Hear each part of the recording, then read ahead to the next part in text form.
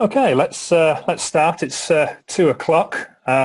Welcome everyone who's dialed in to this first ever MGAA webinar. I'm delighted to be joined with two supplier members of ours, GreenKite and PKF Littlejohn. They both agreed to come onto a webinar and just provide members with some advice and support just regarding the current situation we all find ourselves in with COVID-19. I just thought I'd cover off a few learning objectives to start off with. So the aim of today's session will be for delegates to understand the current support available to businesses in light of the COVID-19 pandemic, to appreciate how government initiatives may be able to help with their own business, and to identify any potential schemes that are available for their employees and colleagues. We're very conscious of this being a time of lack of information, so if there's any additional kind of signposting and guidance that we can provide and you can get out of this session, then I think that's very valuable. Before we come on to the topics in particular, just thought I'd just run through a few housekeeping points. You're all automatically muted. That's just to try and reduce all the background noise so everyone can hear each other correctly. To ask a question, simply just wiggle your mouse and you should see a bar appear. And if you just click the chat function, at the bottom of that, the chat window will appear on the right-hand side and you can type in a question. And then when it comes to the Q&A, I'll ask Teresa, who will be collecting them all, and we can run through those as they come in. This webinar is being recorded, so we can put it on our website and we can use it at a later date. And finally, we'll be sending around some feedback forms to get everyone's thoughts on how it went and what we could do better for the next one. So today's webinar, we're going to hear from the two businesses that I said at the start, GreenKite and PKF Littlejohn. First, we'll hear from Sara, Ager, who will touch on commercial contracts and insurance considerations. They will hand over to Paul Leach, who will touch on furlough leave. Karen then will finalise the GreenKite section with operational considerations. Then moving on to Chris Riley from PKF Littlejohn to look at deferrals. John Needham will talk about funding and regulatory considerations. Before finally passing to Stephen Goderski, who will talk about cash flow management, and then we'll finish off with a 15 minutes Q&A at the end. So without further ado, I will pass on to Sara, who will talk about commercial contracts and insurance considerations. Hello everyone, how are you? So I thought it would be useful for everyone to know the kind of questions we're being asked and the kind of problems which I think are out there and we're all trying to find solutions to. So please bear with us, things are changing on a daily basis, but we'll try and give you as much information as we can today, and I'm sure the guys at the MGAA will provide and forward on any details and changes as they happen, and we can report on them. What I thought we'd cover briefly just on my section is things around business interruption and whether or not insurance policies are responding and considerations. Some points around contracts, and some of the points people are raising to see if they can get out of responsibilities or reduce payments and that kind of thing. And the main clauses which are available and which are operating at the moment are force majeure, and sometimes people are trying to assert contract frustration. So I'll quickly cover off on those for you. And the fourth topic, which I've been having lots of questions about, is what do we do about leases on our properties, business rate relief, and if we don't have a lease, we have a license in a shared office space, what can we do about deferring payment under that license agreement? So that will just be quickly what I cover off on. It's only a taster, and then please feel free to run any questions through Teresa, and I'll see what I can do to answer specifics if possible. So dealing firstly with the point around BI trigger, well, we all, those of us who are suffering from a loss as a result of COVID-19 would look immediately to our BI cover under our policy. Effectively, BI cover is designed to compensate the policyholder if there's been a loss of revenue as a result of damage to the property or access to the property where it can't be accessed. So the two main triggers we need to be aware of to see if your policy is even triggered is that the interruption needs to have caused physical damage and the interruption itself must have caused loss. Now, as you can imagine, there's lots of case law thrown through the courts at the moment, and the main questions that they're looking at in the US and the UK is whether or not the fact that some of us have been forced to close our businesses and COVID-19 could potentially make our premises unsafe is sufficient to warrant the trigger of the business interruption. At the moment, as I say, it seems that it does. As far as coverage that's out there, well, that too is dependent on your individual policy. I'm sure as insurance professionals, I don't need to tell you, and you've probably all done it, have a look if your BI actually expressly excludes. There's a number of policies out there that expressly exclude COVID-19 infectious diseases, and this was actually brought in as a result of the SARS issue 10 years ago. Some of you may have bought or been fortuitous enough and forward-thinking enough to buy some extensions to cover contagious diseases. So even if your main policy doesn't cover you for BI losses, you may have an extension that expressly includes. There are some policies out there that are responding, just so you know, but a number of them have it as an express exclusion. So I know and have spoken to lots of the claims teams out there. There's huge volumes of notifications coming in. I'm sure you're all dealing with them too, where people are seeking confirmation. So that's kind of where we are. The courts will be deciding a number of things. There's also ramifications for E&O and D&O policies and triggers under those policies. I don't intend to cover those off today, but if you do need some help, run them through the MGAA and I'll see what we can do on that. Contracts and force majeure. So force majeure is that one of those really boring legal clauses at the bottom of the document that no one reads. Well, now we're all seeking to rely on them. Basically, I've been contacted by lots of people asking if they can get out of obligations or avoid being put in breach as a result of a force majeure event. So this once again is a question of the facts. We're finding that the shorter and less specific the clauses are, the more likely are that they will cover the COVID-19. So some of the longer clauses which are out there list items such as strikes, acts of God, floods, and they probably will be more difficult to rely on for the COVID-19 scenarios. The best ones that we've seen are those which just talk about events which occur outside of the party's direct control, and that seems to be the most reliable force majeure clause to rely on.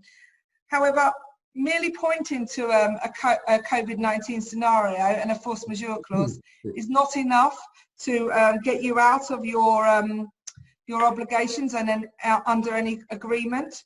Case law says that actually you need to ensure that you've undertaken reasonable commercial endeavours to make the contract happen or do what you are obligated to do under the contract before falling back to force majeure. So it's kind of like a long stop provision.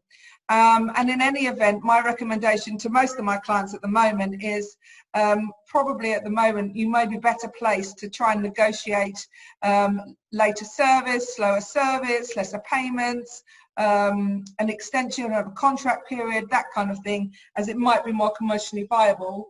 If we all try and rely on force majeure, obviously everything's going to ground to a halt, and then we're going to just all be paying lawyers' fees at the end of it to argue about force majeure and their principles and what they cover and don't.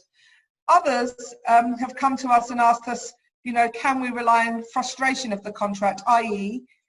we can't perform this contract, so therefore we're going to assume there's a frustrated a situation of frustration whereby we can't perform the rest of the contract and therefore do not need to honour it. Once again, this is fact specific. We in fact had some instructions and were helping someone with an M&A deal. Now that might be an example where you could assert frustration of the contract because obviously the fallout in the economic environment has meant maybe that the price isn't achieved, or the price is different, or the differentials around the sale are changing, the dates of the sale are changing, in fact whether or not the sale should even go ahead. But IT suppliers saying that their call centre is unable to help when they offer 24/7 cover is not an example of frustration. And if people are trying to assert that on you, then please go back to them and say that this is not a case for contract frustration. Finally, the point I wanted to quickly cover off on was properties. Now, all of you know or probably have read, under the coronavirus bill, landlords are prevented from exercising their right to forfeit a lease. Everyone that I'm speaking to is trying to renegotiate rental dates, rental payments, and or seek rental holidays. Rental holidays effectively mean that you don't have to pay rent during the period during which the rental holiday applies. We're advising clients to seek an initial term of 3 months and thereafter to review that decision with their landlord. I have to say, those people that I've been dealing with who actually have a rental agreement are having more success than those that perhaps rent space under a license agreement, which I'll cover off in due course. Those of you that do have your own leasehold agreements, if you haven't contacted your landlord now already, I would recommend you do. The UK is actively monitoring commercial landlords and their cash flow and continues to be in dialogue with them. And the intention behind all of these schemes is that they pass that benefit down the chain. So please do seek a rental holiday if it's going to help you. There is also some relief in respect of business rate relief. Now, the slide says 3 to 12 months. Those in the retail and hospitality industry have got a 12-month holiday on business rates. The rest of us have 3 months. Once again, this is an initial period. We're not sure how long this is going to continue, and this time frame, I suggest, if we are still in this situation, 4 months down the line will be extended. So watch this space, but you will have business rate holiday relief available to you. Quickly covering off on licenses, and those of you in shared office space, these are proving to be slightly more complicated. Quite often, the likes of the WeWorks and the other providers that who provide shared office space, they don't tend to be or aren't always the head landlord. So there seems to be some delay in that head landlord passing down the benefit. As such, those of you who are effectively the licensees under the license agreements are still being asked to pay what is effectively a rent payment, be that being called a membership fee or a service fee. Once again, I'm advising people, and I'd recommend to you that you contact and stay in communication with the providers, whoever they are, of the shared space, and seek a holiday of that period, pointing out the government's intention behind all of these schemes to make sure that as many businesses as possible can continue trading and profitably. You may have less success than if you have a full lease agreement, which is the difficulty that we're facing. Couple of things to be mindful of is try and agree, if they won't agree for a holiday, try and agree instalments of a lesser amount. And although you don't directly benefit from business rate relief, most of the license agreements I've seen include an amount charged for business rates within your service charge. So whatever they're charging you, it should be a lesser amount to take into effect that business rate relief. Sorry, that was a quick run through. I hope it wasn't too quick. There are a number of questions, and I hope that gives you a taste of the things that are out there for you. I'm now going to pass over to my colleague, Paul Leach, and he'll be covering off on some of the provisions that the government have made in respect of employees and benefits under furlough. Thanks, Paul.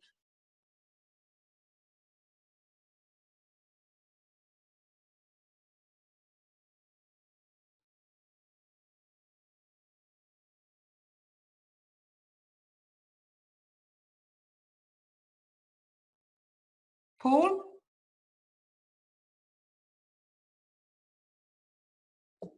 Hello?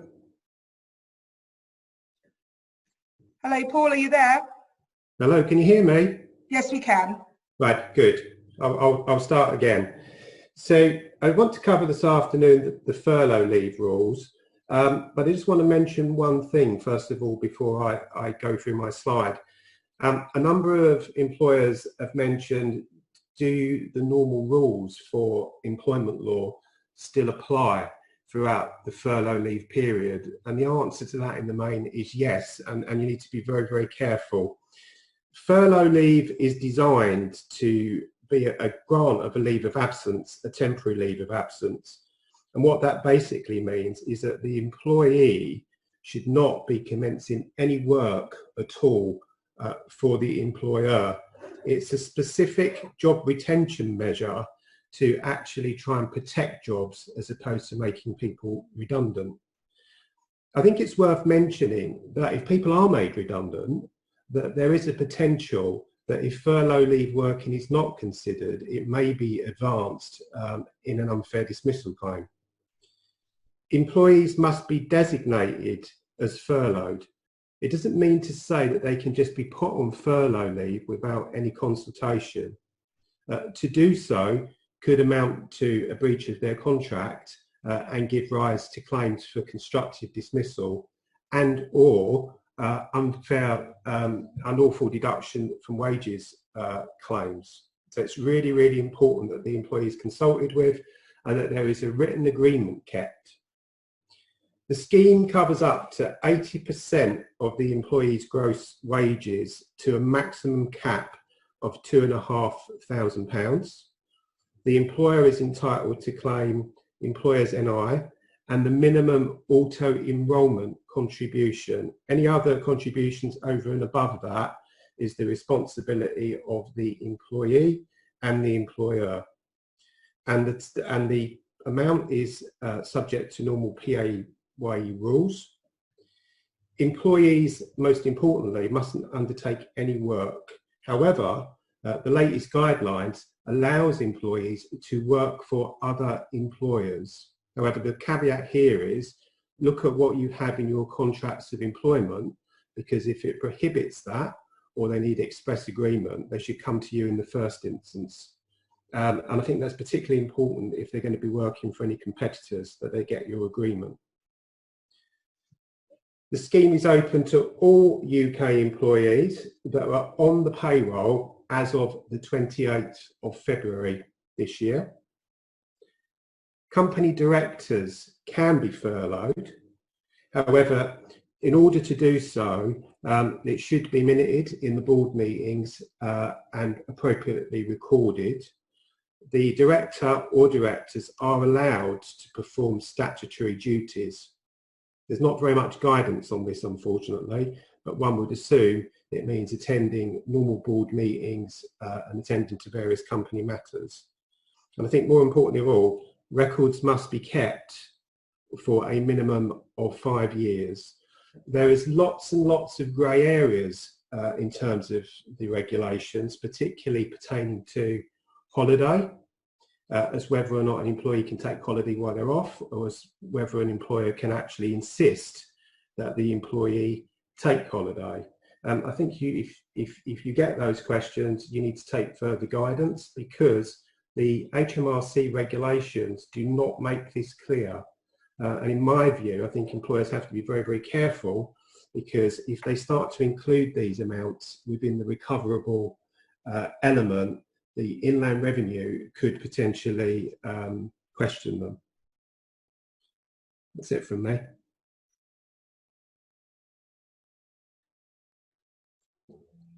Karen? Hi.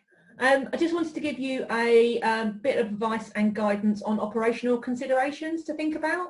So the PRA have been quite focused on in their guidance and said that it's critical business services to ensure firms continue to meet regulatory obligations to the policyholder.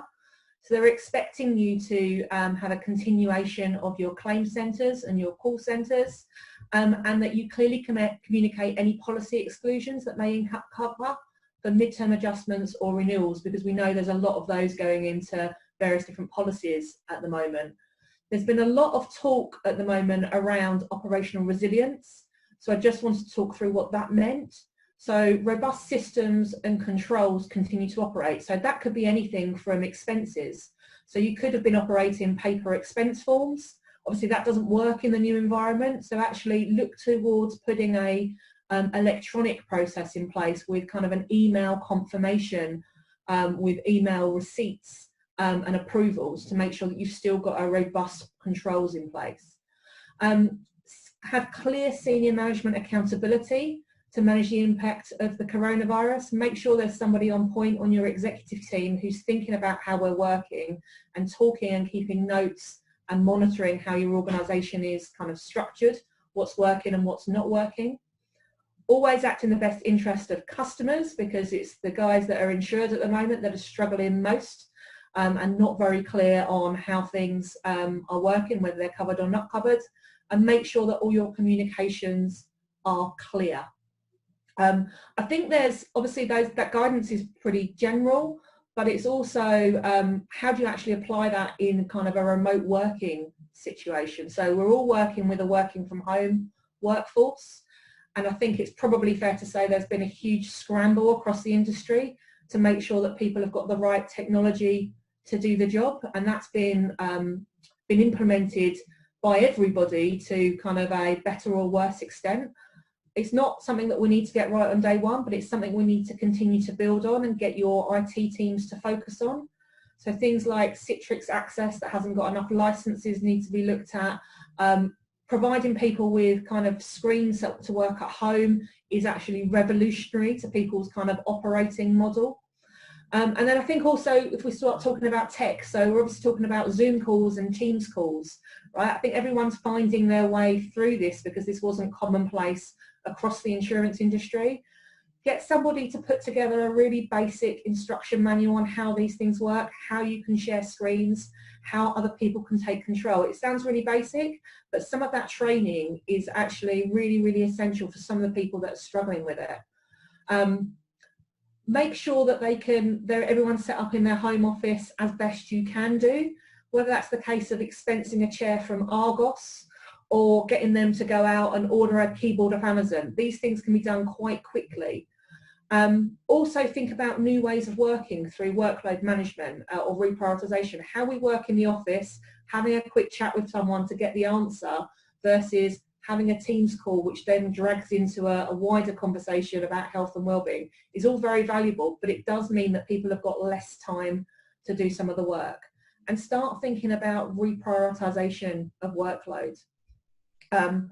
Undertake a risk assessment of what constitutes business critical for your business.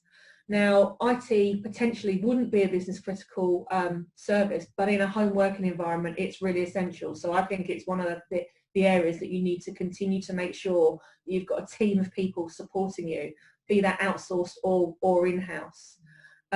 Focus your staff on successful delivery of the key services. You know, I think everybody is struggling and everybody wants to do a good job, but actually I think being given a bit of leeway from your managers around this is what I really want you to achieve this week or even today on a daily task basis just gives them the permission to make changes to where they're focusing. It's very, very difficult, especially in the home working environment, especially when we've got kids and pets and parents and friends that we need to support. And kind of the shopping crisis and getting food, to actually balance all of these things in one. So I think actually giving people permission to work in a different way is really, really important. And make sure you keep those lines of communication open, reassess workloads, look at how people are operating, make sure you spend the time to check in with your team and understand how they're doing. The worst thing you can do is have kind of people struggling at home alone and not talking to you about it, because as soon as you know about it, you can reprioritise. So that's all I want to say. I think now over to PKF. Yeah, thanks very much. I'm Chris Riley, Head of Tax at PKF Littlejohn. I think with all of these areas, tax is very fast moving in respect to the changes that we're seeing from the Treasury and HMRC in recent weeks. And they will continue to develop as time goes on. In fact, I wasn't planning on talking about furlough at all because I knew that Paul was talking, but whilst we've been on this webinar, we've received a confirmation from HMRC that the furlough claim access will open on the 20th of April, which is better than the end of April, as we were being told previously. However, what is a concern potentially for many businesses is that the basis for making a claim is going to be through the HMRC Online for Employers portal. A lot of businesses, certainly that we act for, do not have this access because they haven't had the need to use the HMRC online portal. Very often they use third-party payroll providers who use a file-only mechanism with HMRC, and those payroll providers will not be able to make furlough claims if they only have that level of access. So individual businesses are going to have to ensure that if they've got an online PAYE account that it works, that they can log into it. Very often it may have been a previous financial controller who set up an account and now no one knows where the password is. It's going to take time to set those accounts up. The online process to register is very quick. However, HMRC then needs to send an authentication code by post to the company's registered office, which takes on average 10 to 14 days to arrive, and it only lasts for 28 days, and if the code expires you have to start the process all over again.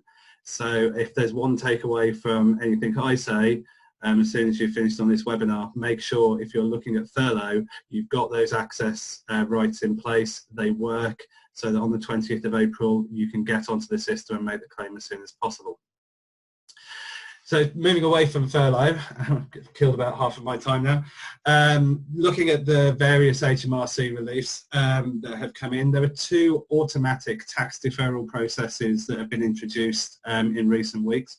The first is the automatic VAT payment deferral. So any payments of VAT that were due between the 20th of March and the 30th of June are now automatically deferred with no action required on the taxpayer's part, and the payment date for those liabilities moves to the 31st of March 2021.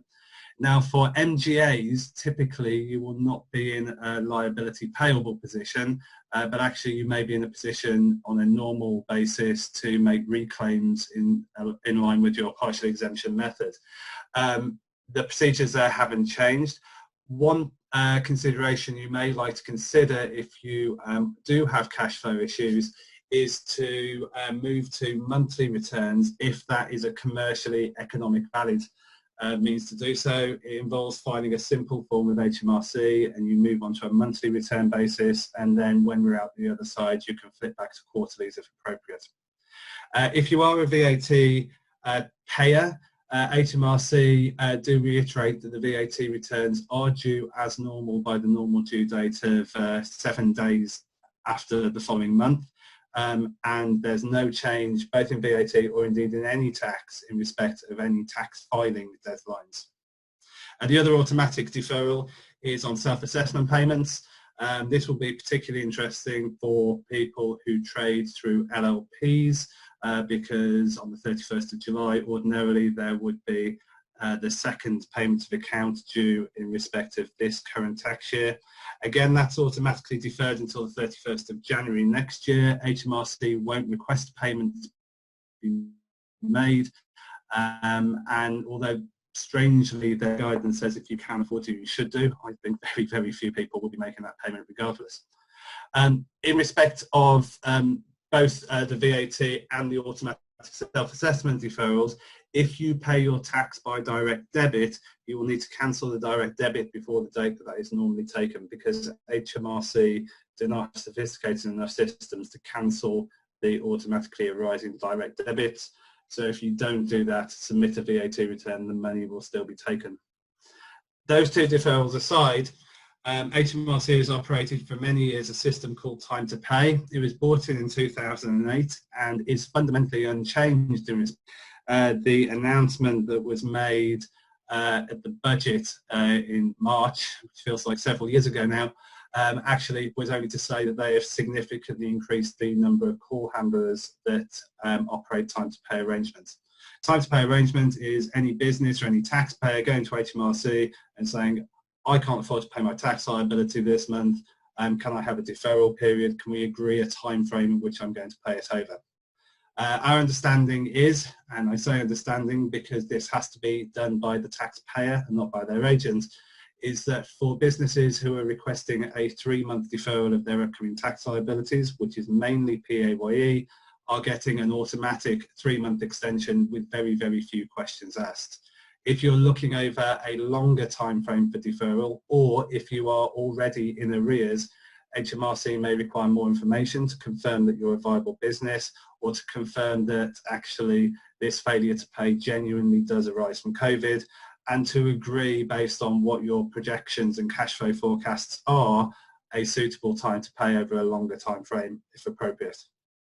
John will touch on the position with fundraising in a minute, but our understanding is that banks actually expect that you have gone into a time to pay arrangement in respect of short-term tax liabilities before applying for funding, and it shouldn't be a barrier to funding itself. And with that, I will hand over to Mr. Needham. Thanks, Chris. Good to talk to you all this afternoon. Incredibly strange times. Some of you know, normally spend most of my time doing due diligence work and advising clients on M&A, amongst other things. I've found myself in the last sort of 2 or 3 weeks repurposing myself to advising clients on funding and cash flow gaps, primarily reaching out to banks, VCs, PE firms, alternative debt funders, debt brokers, and we've also partnered up with a platform called Capitalise, which gives us access to insight into what the banks are thinking, but also direct access into some of the CBILS lenders. So rather than going into the details of the various funding schemes, the government schemes that are available, because they've already been pretty well publicised, I just wanted to share with you some of those experiences that we've had. Everything's developing pretty quickly, but as of today, we've broadly got 3 different government schemes in place that cover most of the market that would normally be eligible for debt funding. Unfortunately, there's a few groups that fall outside of that. So those in their startup phase, those that are already in a state of distress, and some businesses that are potentially too complicated for banks to get their heads around in any kind of time frame that would be useful for this purposes. So for those firms that are eligible, we've heard a very mixed story from clients. Some have already engaged successfully with the bank, some are starting to go through the process. Anecdotally, we've heard of approvals under the CBILS regime, which is great news. On the flip side of that, we've heard of other clients that are really struggling with just getting any interaction or communication going with the bank. And generally the excuse has been that the bank is too busy dealing with other cases and other emergencies. So it's really as a mixed picture out there, and that varies across banks and across different teams within the same bank.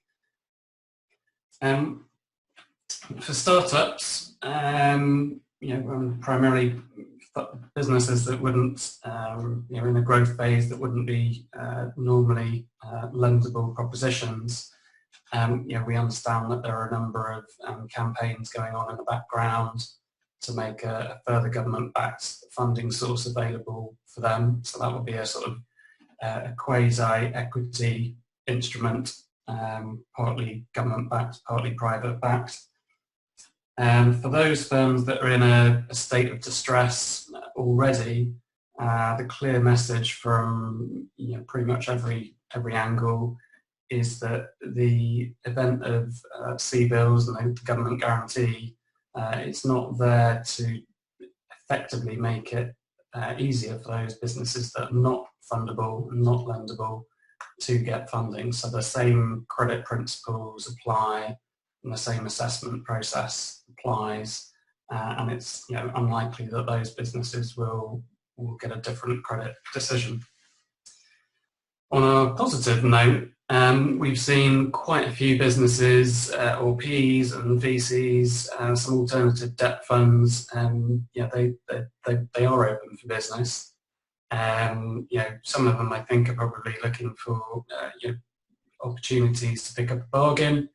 There's others that I think expect there to be some businesses that will do really well in the current climate, depending on what exposure they have.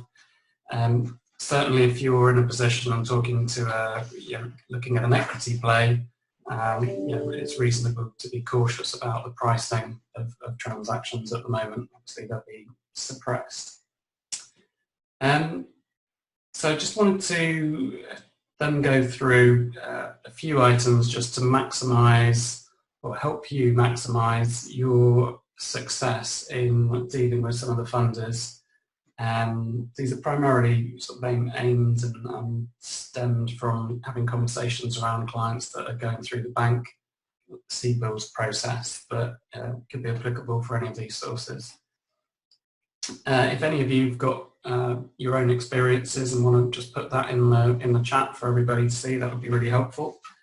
So firstly, I think before you engage with the bank, make sure you are well prepared. It sounds pretty obvious.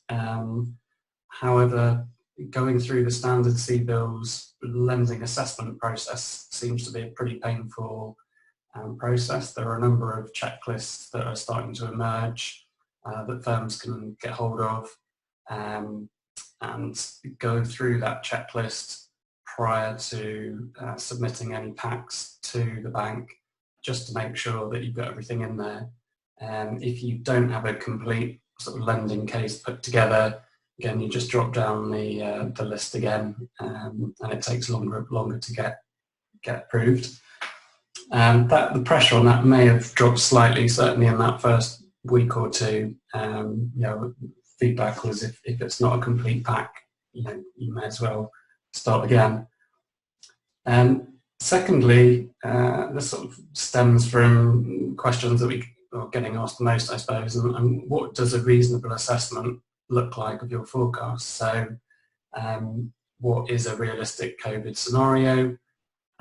Clearly there's no single answer for this, it depends on the business, but generally what we're seeing is firms taking an approach where there's an estimate of a continued lockdown, so whether it's 3 weeks, 4 weeks, 5 weeks more, and then a gradual easing of restrictions over a period of time, to the point where we're kind of back to normal maybe 6 months.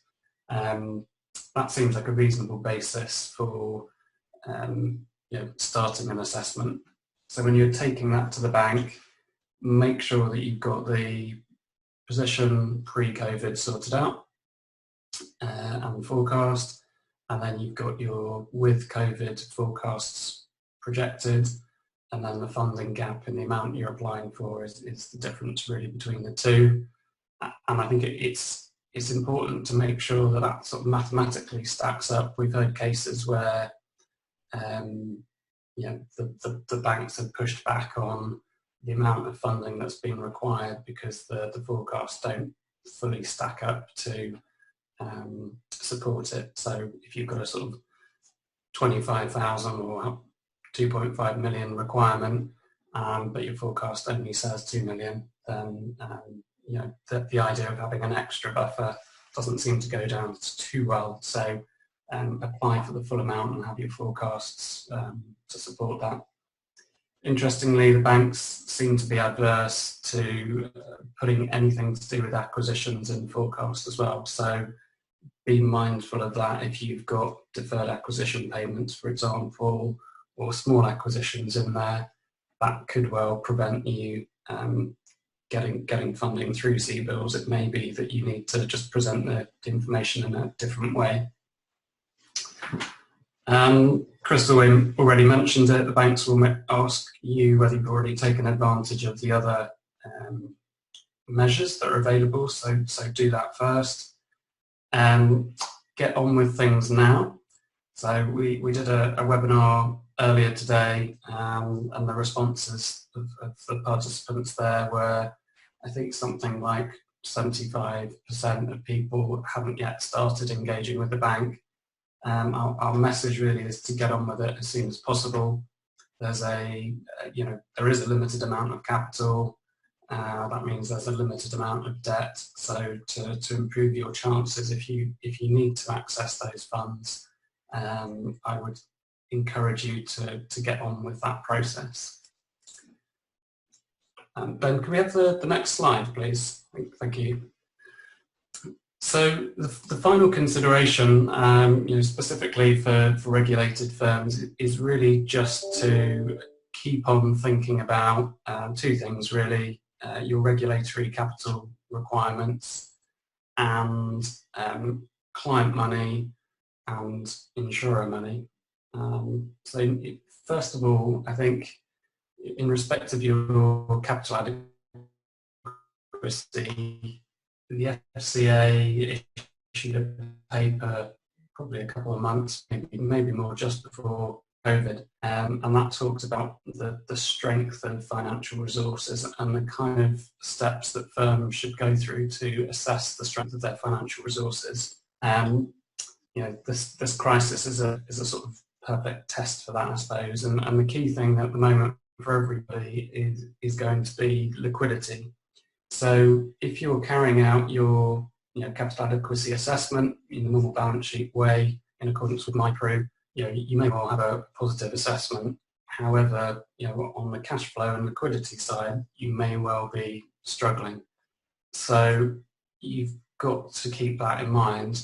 The other thing that document says is that the FCA will expect you to have effectively a capital buffer or a liquidity buffer, such that if the company does fail, there are sufficient resources to allow an orderly wind down of that business so clients don't suffer from the fallout.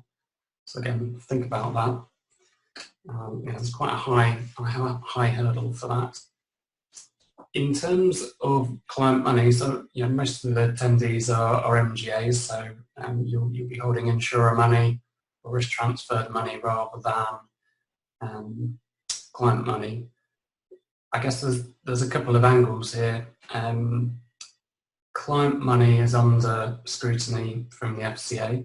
We had a call earlier with the FCA, part of our regular 6-monthly call.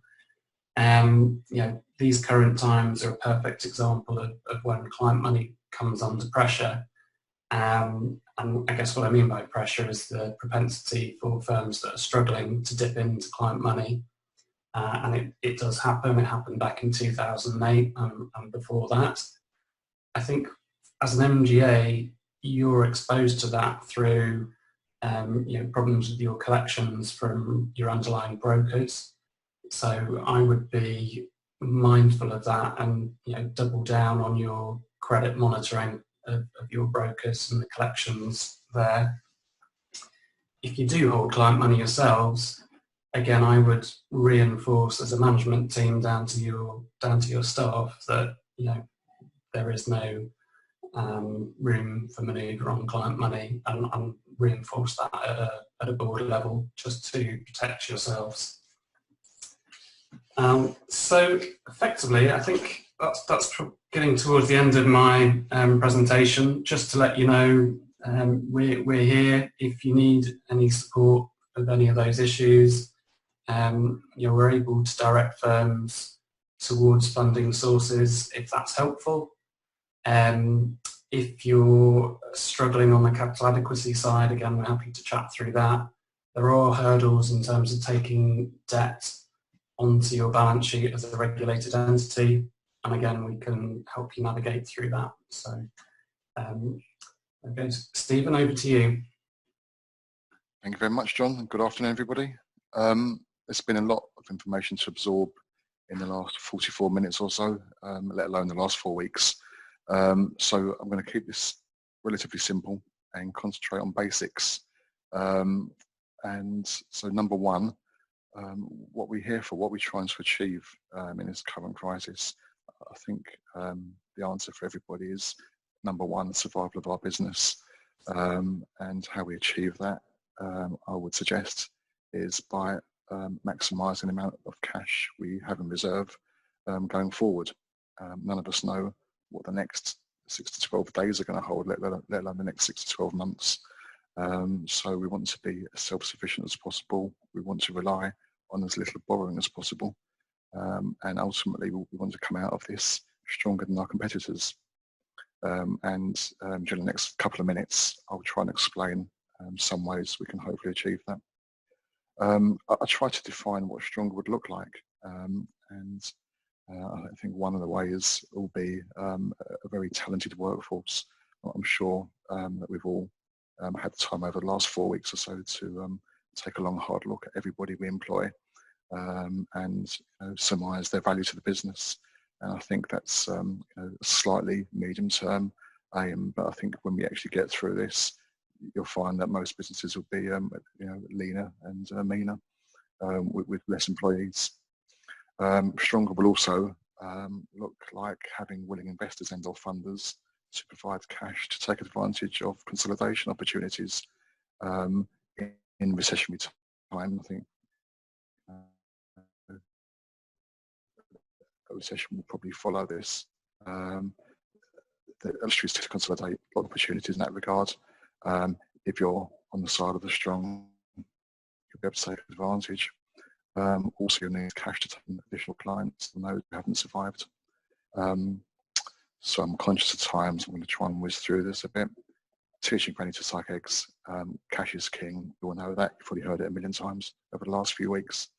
And as John just touched on, regarding debtors and money owed from your brokers, it's your money. You're not a bank. And it's not just about being a good citizen. By all means, speak to your brokers. Put payment plans in place so they don't have to pay every penny immediately if they genuinely can't, and you genuinely trust them in that regard. But you do need to keep the cash rolling in. Also need to minimise fixed costs where possible. The GreenKite speakers talked about the fact that landlords can't force tenants out of their premises up until the 30th of June, and this may well be extended. Non-payment of rent is automatic at the moment, although if you can pay it, probably you should. If it's a material cost, take advantage, but do speak to your landlords. In our experience, people are furloughing employees or reducing working hours. They're also making redundancies, and I know some people are concerned that they can't afford to make redundancies and they're worried about the long-term implications of that on their business. There is a government scheme that can help, actually, and it's a pre-COVID scheme. It's been in existence for several years. It's not publicised widely. If you Google financial assistance scheme, you'll find painfully little about it. But basically, if you have a scenario whereby the company needs to make redundancies to secure the solvency of the business and or to save a significant number of other jobs. And there's two buts. The first one is other group companies lack the funds to pay the redundancy costs. And number two, the company's bankers won't fund the redundancies. Then the business can contact the financial assistance scheme and the government will pay the money to allow you to make employees redundant. I know it's not a nice thing to talk about. Unfortunately, it's just relevant in the circumstances. Once the money's been paid out, the company has 12 months to repay it. That's likely to be extended, we understand, to 2 years in view of the present circumstances. I'm not going to talk about what government support is available because it's been done to death. I think what Chris said earlier about time to pay arrangements is very prescient. If you can take advantage, why wouldn't you? It's a lot easier to do that at the moment than to get a bank loan. So I'd recommend you investigate a time to pay arrangement if you haven't already done so. What's actually happening out there? Well, according to City AM this morning, there have been around 300,000 CBILS applications, of which precisely 2,022 have had loans granted, which is significantly less than 1%. And this resonates with what happened in the global financial crisis some 12 years ago. I think we have to remember that banks have obligations to their shareholders. They're generally quite cautious and they're not wide to take risk. So, as John mentioned, you need to demonstrate a pre-COVID track record of profitability, and it has to be more than we made a profit in February. It has to be sustained track record over, I would say, at least the previous year. You also have to demonstrate that COVID-19 has affected your business, and the tricky one, you have to demonstrate that you'll be able to repay the loan post-COVID-19, which, given no one knows how long it's going to last or what the implications are, is difficult. Best view on that is give as little information on that as possible, because otherwise you're likely to be hostage to fortune. What else is happening? Businesses that were struggling are effectively giving up.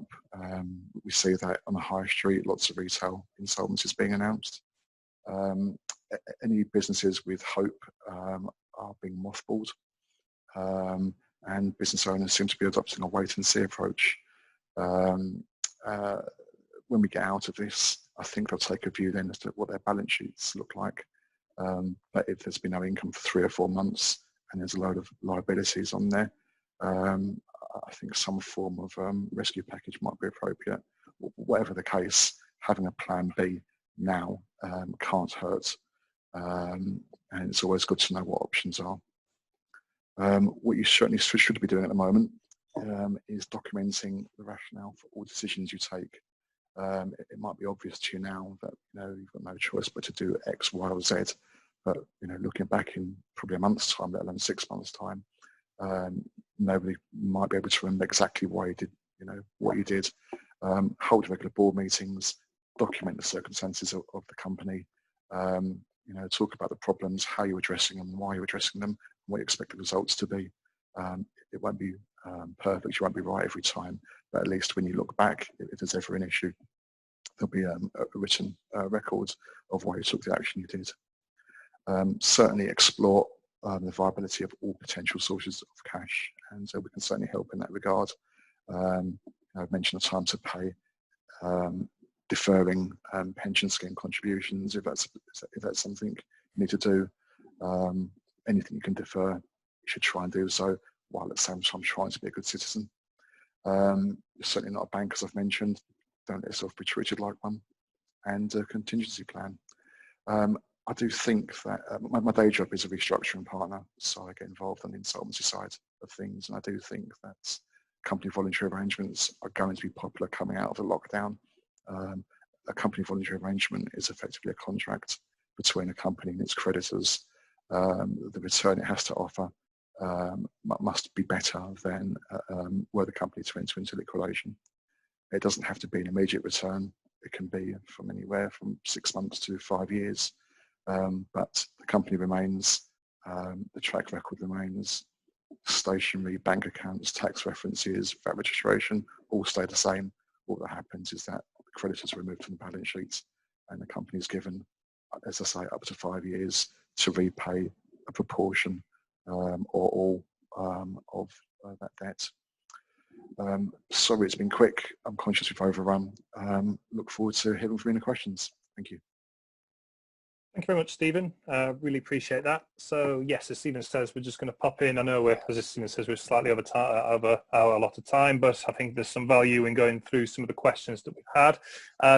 Teresa, would you like to read out some of the ones that we've had through the chat? Yeah, hi.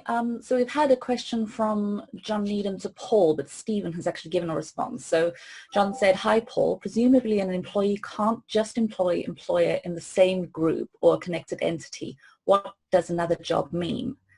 So Stephen's responded, I think it refers to people with 2 jobs like cleaners. They can be furloughed by one employer while still working for the other. I don't know if Paul wants to add anything to that.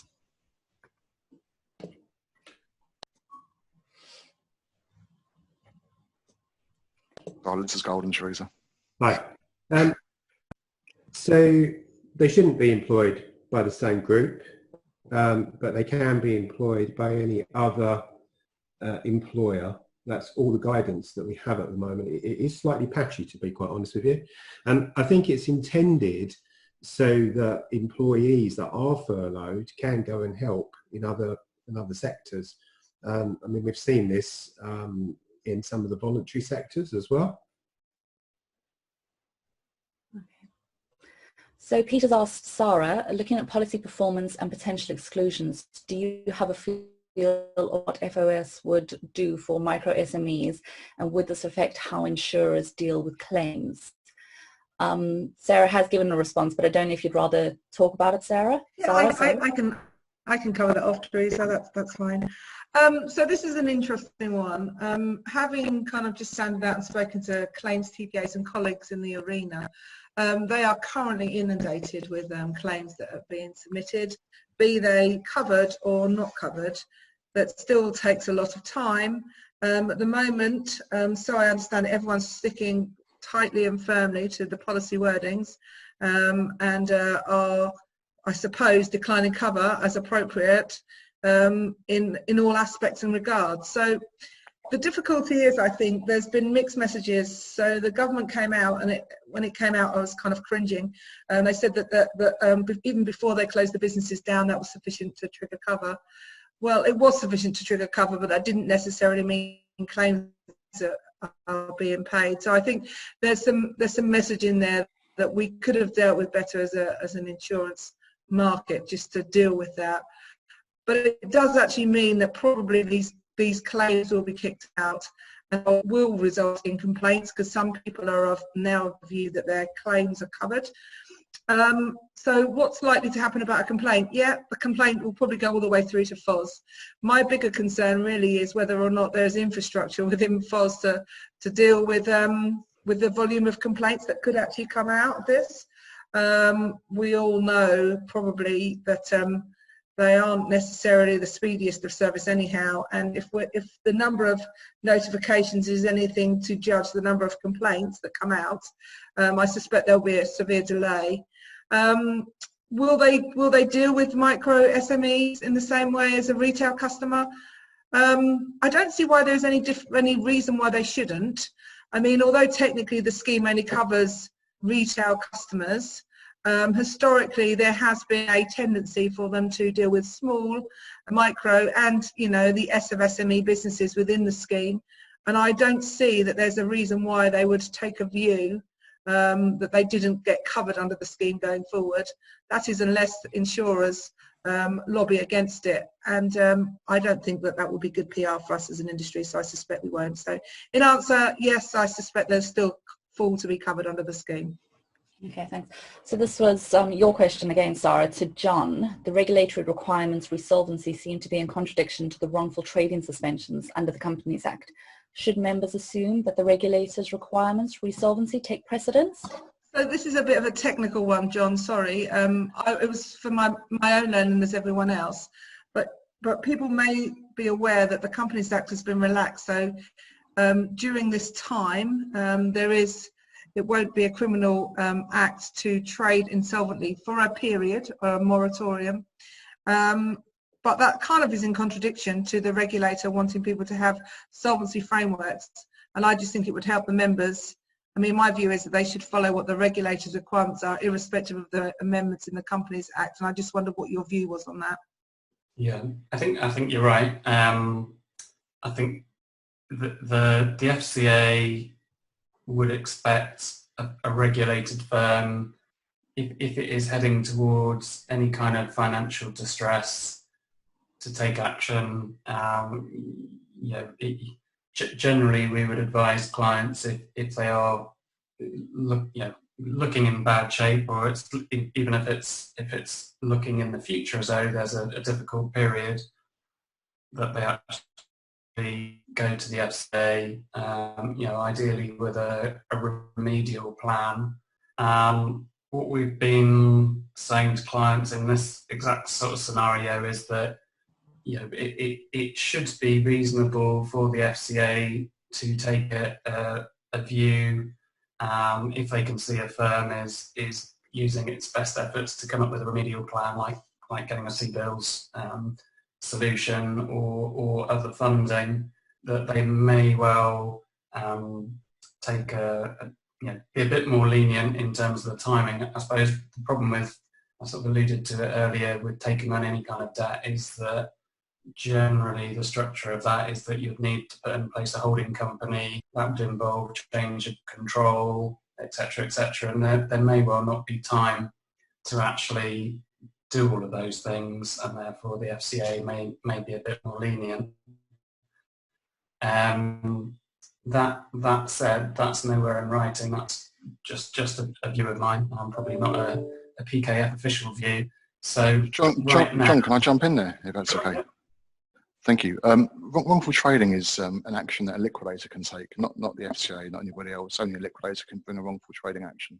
And basically, what it means is that if you're a director and your company is insolvent and you continue trading beyond the time where any reasonable person ought to have concluded that the company couldn't avoid insolvent liquidation, and the position for creditors worsens, you could be made personally liable for the difference. Now, there's a lot of buts in there. It's very subjective, which is why there have been so few reported cases in the 34-year life of this bit of legislation. I think less than 5 reported cases. It's very difficult. Now, if you find yourself in a situation where you're unable to pay debtors when they fall due, but you have options, then it wouldn't be inevitable that you could avoid an insolvency process. I think the government have introduced this for those businesses whose business has literally fallen off a cliff. If you're a restaurant and you've got a lease and you can't pay a lease, what the government are saying is, don't worry, we won't apply, we won't allow wrongful trading to apply to that particular period. I think for most people on this call, it's not going to be an issue. Okay, thank you very much, Stephen and John. Any other questions, Teresa? I've got one last one from Peter. Okay. Another one, so anyone can chime in. So do MGAs need to be concerned where a broker asks for a longer credit term for their client's business? Would that mean the MGA would be liable for the premium if they agree the broker has a longer period but does not settle the premium? Anyone? Do you want me to kick that one off? Yeah. It's John. Yeah, I would be very, very wary these sort of current times around any change of that. Back in 2008, we spent quite a lot of time working on projects where there were client money deficits, and any kind of extended credit term means that it's much harder for you as an MGA to really understand the underlying performance of the broker. So the longer the credit terms, the more flex there is in the broker's management of cash before you might actually notice a drop-off in payment in line with credit terms. So I would caution against that. I don't think, and this may be one for Sara and the team, I can't see any reason why that would put you on hook to pay the premium unless the insurer has not agreed to those longer credit terms. No, I mean, my personal view is, John, I share with you, but I mean, I think Stephen's given some really excellent views and advice here. Everything that's floating around at the moment, if you're just open and honest and transparent with your trading partners and try and negotiate longer terms and payments, that seems to be the best way forward. So if your broker's seeking to extend credit terms with you, then I think you should be contacting your underwriter and explaining the position and asking if they agree to the extension. My experience thus far is that people are being quite amenable and are willing to work with each other. So I would be inclined to agree with you, John. You won't have to fund it, but if you can flag it and agree that extra time yourself, then that's obviously to everyone's benefit. Stephen, do you have anything else that you think might be useful on that? Just because you've given some really practical help for people, I think. Thank you. Just for the third time, you're not a bank. Yeah, exactly. Yeah. Okay. But it's for human as well. All right. Thank you, Stephen. Thank you all for that. Just conscious of time, I know we had a question that was sent in beforehand, but we can address that after the webinar, because I know everyone has got meetings that comply to the social distancing rules. But thank you very much for all our speakers. Just to recap, our learning objectives for the webinar were to understand the current support available to businesses in light of the COVID-19 pandemic. Appreciate how government initiatives may be able to help their own business and identify schemes available for their employees and colleagues. And I think we've covered off some really interesting and valuable topics and points today. So thank you very much for our speakers, and thank you very much for all the attendees for logging in. We do have another webinar coming up in a few weeks, so please look out for the emails coming out and through social media. But thank you very much for attending today, and we will close the meeting there.